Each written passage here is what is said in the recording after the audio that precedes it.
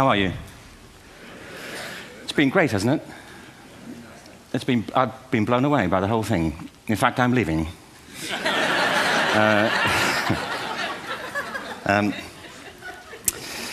have been three themes, haven't there, running through the conference, which are relevant to what I want to talk about. One is the extraordinary evidence of human creativity in all of the presentations that we've had and in all the people here. Just the variety of it and the range of it.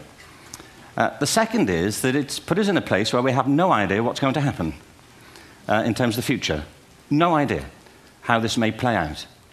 I have an interest in education. Actually, what I find is everybody has an interest in education. Don't you? I find this very interesting. If you're at a dinner party and you say you work in education, actually, you're not often at dinner parties, frankly, if you work in education, you're not asked, and you're never asked back, curiously. That's I think it strikes me. But if you are, and you say to somebody, they say, what do you do? And you say, you work in education, you can see the blood run from their face. They think, oh my God, why me? It's my one night out all week. But if you ask people about their education, they pin you to the wall. Because it's one of those things that goes deep with people. Am I right? Like religion and money and other things. So I have a big interest in education, and I think we all do. We have a huge vested interest in it, partly because it's education that's meant to take us into this future that we can't grasp. If you think of it, children starting school this year will be retiring in 2065. Nobody has a clue, despite all the expertise that's been on parade for the past 4 days, what the world will look like in 5 years' time. And yet we're meant to be educating them for it. So the unpredictability, I think, is extraordinary. And the third part of this is that we've all agreed, nonetheless, on the really extraordinary capacities that children have, their capacities for innovation. I mean, Serena last night was a marvel, wasn't she? Just seeing what she could do. And she's exceptional, but I think she's not, so to speak, exceptional in the whole of childhood. What you have there is a person of extraordinary dedication who found a talent. And my contention is all kids have tremendous talents, and we squander them pretty ruthlessly. So I want to talk about education, and I want to talk about creativity. My contention is that creativity now is as important in education as literacy, and we should treat it with the same status. Thank you.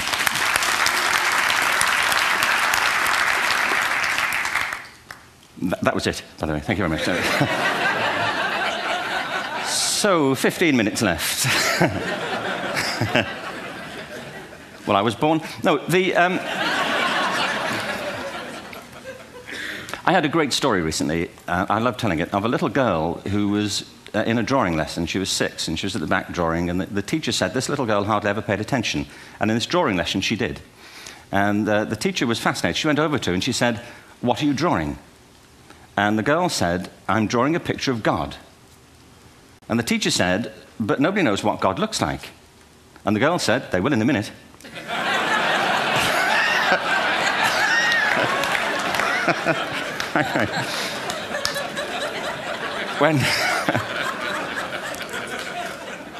When my son was 4 in England, actually he was 4 everywhere, to be honest. I mean, if we're being strict about it, wherever he went, he was 4 that year. But he was in the Nativity play. Do you remember the story? No, it was big. It was a big story. Mel Gibson did the sequel. You may have seen it. I don't know. It was Nativity 2. But James got the part of Joseph, which we were thrilled about. We consider this to be one of the lead parts. We had the place crammed full of agents and T-shirts. James Robinson is Joseph. He didn't have to speak, but do you know the bit where the 3 kings come in? They come in bearing gifts, and they bring gold, frankincense, and myrrh. This really happened. We're sitting there, and they, I think, just went out of sequence. Because we talked to the little boy afterwards and said, "Are you okay with that?" And they said, "Yeah, why was that wrong?" They just switched. I think that was it. Anyway, the 3 boys came in, little 4-year-olds with tea towels on their heads, and they put these boxes down. The first boy said, "I bring you gold." And the second boy said, "I bring you myrrh." And the third boy said, "Frank sent this."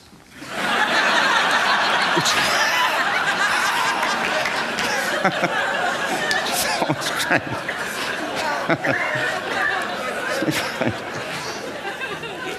What these things have in common, you see, is that kids will take a chance.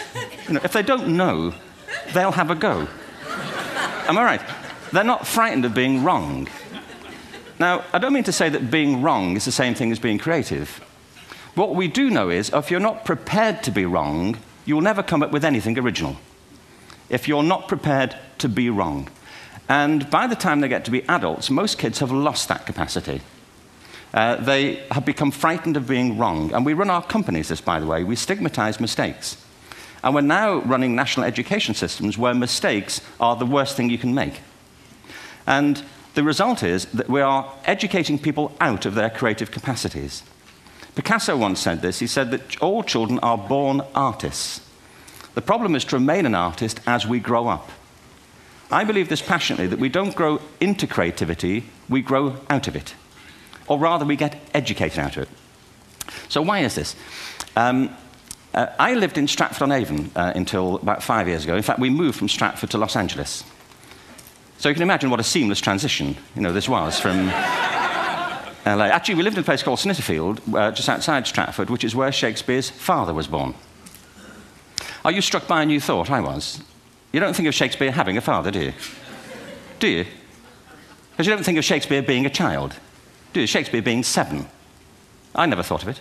I mean, he was 7 at some point. He was in somebody's English class, wasn't he? Do you understand? Really? How annoying would that be? You know?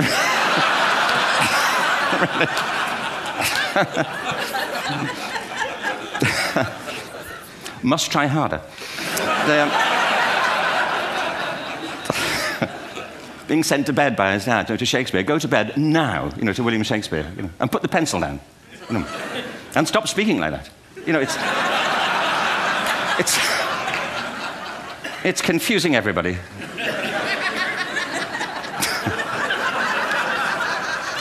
Anyway, we moved from Stratford to Los Angeles, and I just want to say a word about the transition. Actually, my son didn't want to come. I've got 2 kids. He's 21 now, and my daughter's 16. He didn't want to come to Los Angeles. He loved it, but he had a girlfriend in England. This was the love of his life, Sarah. He'd known her for a month. Mind you, they'd had their 4th anniversary by then, because it's a long time when you're 16. Anyway, he was really upset on the plane. He said, "I'll never find another girl like Sarah." And we were rather pleased about that, frankly, because she was...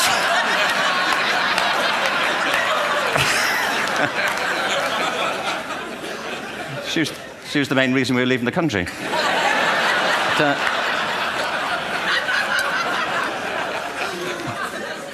But something strikes you when you move to America and when you travel around the world. Every education system on Earth has the same hierarchy of subjects. Everyone, doesn't matter where you go. You'd think it would be otherwise, but it isn't. At the top are mathematics and languages, then the humanities, and at the bottom are the arts, everywhere on Earth. And in pretty much every system, too, there's a hierarchy within the arts. Art and music are normally given a higher status in schools than drama and dance. There isn't an education system on the planet that teaches dance every day to children the way we teach them mathematics. Why? Why not? I think this is rather important. I think maths is very important, but so is dance. Children dance all the time if they're allowed to. We all do. We all have bodies, don't we? You know, did I miss a meeting? I mean, I think... Truthfully, what happens is, as children grow up, we start to educate them progressively from the waist up. And then we focus on their heads, and slightly to one side. If you were to visit education as an alien and say, what's it for, public education, I think you'd have to conclude, if you look at the output, you know, who really succeeds by this? Who does everything they should? Who gets all the brownie points? You know, who are the winners? I think you'd have to conclude the whole purpose of public education throughout the world is to produce university professors. Isn't it? They're the people who come out the top. And now, I used to be one. So there, you know. And I like university professors, but, you know, we shouldn't hold them up as the high watermark of all human achievement. They're just a form of life. You know, another form of life. But they're rather curious, and I say this out of affection for them. There's something curious about professors. In my experience, not all of them, but typically, they live in their heads. They live up there, and slightly to one side. They're disembodied, in a kind of literal way. They look upon their body as a form of transport for their heads.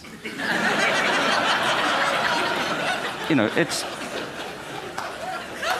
Don't they? It's a way of getting their head to meetings.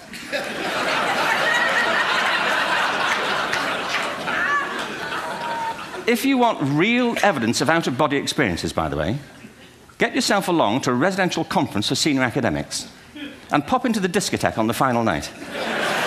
And there you will see it, grown men and women writhing uncontrollably off the beat,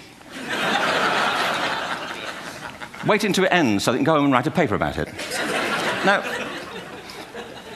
our education system is predicated on the idea of academic ability. And there's a reason. The whole system was invented around the world. There were no public systems of education really before the 19th century. They all came into being to meet the needs of industrialism. So the hierarchy is rooted on two ideas. Number one, that the most useful subjects for work are at the top. So you were probably steered benignly away from things at school when you were a kid, things you liked, on the ground you would never get a job doing that. Is that right? Don't do music, you're not going to be a musician. Don't do art, you won't be an artist. Benign advice, now profoundly mistaken. The whole world is engulfed in a revolution. And the second is academic ability, which has really come to dominate our view of intelligence because the universities designed the system in their image. If you think of it, the whole system of public education around the world is a protracted process of university entrance. And the consequence is that many highly talented, brilliant, creative people think they're not, because the thing they were good at school wasn't valued or was actually stigmatized.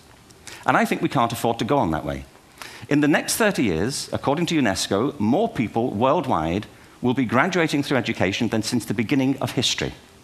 More people. And it's the combination of all the things we've talked about, technology and its transformational effect on work, and demography and the huge explosion in population. Suddenly, degrees aren't worth anything. Isn't that true? When I was a student, if you had a degree, you had a job. If you didn't have a job, it's because you didn't want one. And I didn't want one, frankly. So, but now, kids with degrees are often heading home to carry on playing video games because you need an MA, where the previous job required a BA, and now you need a PhD for the other. It's a process of academic inflation, and it indicates the whole structure of education is shifting beneath our feet. We need to radically rethink our view of intelligence. We know three things about intelligence. One, it's diverse. We think about the world in all the ways that we experience it. We think visually, we think in sound, we think kinesthetically, we think in abstract terms, we think in movement. Secondly, intelligence is dynamic. If you look at the interactions of a human brain, as we heard yesterday from a number of presentations, intelligence is wonderfully interactive. The brain isn't divided into compartments. In fact, creativity, which I define as the process of having original ideas that have value, more often than not, comes about through the interaction of different disciplinary ways of seeing things. The brain is intentionally... By the way, there's a shaft of nerves that joins the two halves of the brain called the corpus callosum. It's thicker in women. Following on from Helen yesterday, I think this is probably why women are better at multitasking. Because you are, aren't you? There's a raft of research, but I know it from my personal life. If my wife is cooking a meal at home, which is not often, thankfully, but if she's doing... she's good at some things. But if she's cooking, she's dealing with people on the phone, she's talking to the kids, she's painting the ceiling, she's doing open heart surgery over here. If I'm cooking, the door is shut, the kids are out, the phone's on the hook. If she comes in, I get annoyed. I say, Terry, please, I'm trying to fry an egg in here. Really.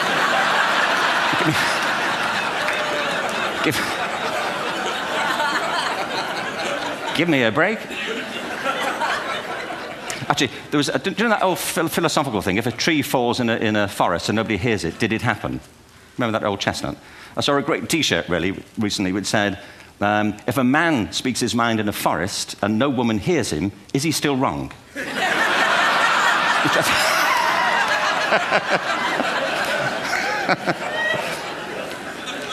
And the third thing about intelligence is it's distinct. I'm doing a new book at the moment called Epiphany, which is based on a series of interviews with people about how they discovered their talent. I'm fascinated by how people got to be there. It's really prompted by a conversation I had with a wonderful woman who most people have never heard of. She's called Gillian Lynn. Have you heard of her? Some have. She's a choreographer, and everybody knows her work. She did Cats. and Phantom of the Opera. She's wonderful. I used to be on the board of the Royal Ballet in England, as you can see. And anyway, Jill and I had lunch one day. I said, how'd you get to be a dancer? And she said it was interesting. When she was at school, she was really hopeless. And the school in the 30s wrote to her parents and said, we think Gillian has a learning disorder. She couldn't concentrate, she was fidgeting. I think now they'd say she had ADHD. Wouldn't you? But this was the 1930s, and ADHD hadn't been invented, at this point, so it wasn't an available condition. People weren't aware they could have that. Anyway, she went to see this specialist. So this oak-panelled room, and she was there with her mother, and she was led and sat on this chair at the end, and she sat on her hands for 20 minutes while this man talked to her mother about all the problems Gillian was having at school. And at the end of it, because she was disturbing people, her homework was always late and so on, little kid of 8, in the end, the doctor went and sat next to Gillian and said, Gillian, I've listened to all these things that your mother's told me. I need to speak to her privately. So he said, wait here, we'll be back. We won't be very long. And they went and left her. But as they went out the room, he turned on the radio that was sitting on his desk. And when they got out the room, he said to her mother, just stand and watch her. And the minute they left the room, she said she was on her feet, moving to the music. And they watched for a few minutes, and he turned to her mother, and he said, Mrs. Lynn, Gillian isn't sick, she's a dancer. Take her to a dance school. I said, what happened? He said, she did. I can't tell you how wonderful it was. We walked in this room, and it was full of people like me. People who couldn't sit still. People who had to move to think. Who had to move to think. They did ballet, they did tap, they did jazz, they did modern, they did contemporary. She was eventually auditioned for the Royal Ballet School. She became a soloist. She had a wonderful career at the Royal Ballet. She eventually graduated from the Royal Ballet School, found her own company, the Gillian Dance Company, met Andrew Lloyd Webber. She's been responsible for some of the most successful musical theatre productions in history. She's given pleasure to millions, and she's a multi-millionaire.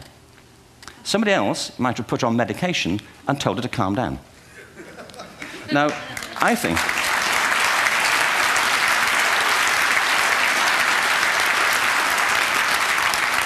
What I think it comes to is this. Al Gore spoke the other night about ecology and the revolution that was triggered by Rachel Carson. I believe our only hope for the future is to adopt a new conception of human ecology, one in which we start to reconstitute our conception of the richness of human capacity. Our education system has mined our minds in the way that we've strip-mined the earth for a particular commodity, and for the future, it won't serve us.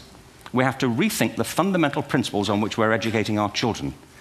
There was a wonderful quote by Jonas Salk, who said, if all the insects were to disappear from the earth, within 50 years, all life on earth would end. If all human beings disappeared from the earth, within 50 years, all forms of life would flourish. And he's right. What TED celebrates is the gift of the human imagination. We have to be careful now that we use this gift wisely and that we avert some of the scenarios that we've talked about. And the only way we'll do it is by seeing our creative capacities for the richness they are and seeing our children for the hope that they are.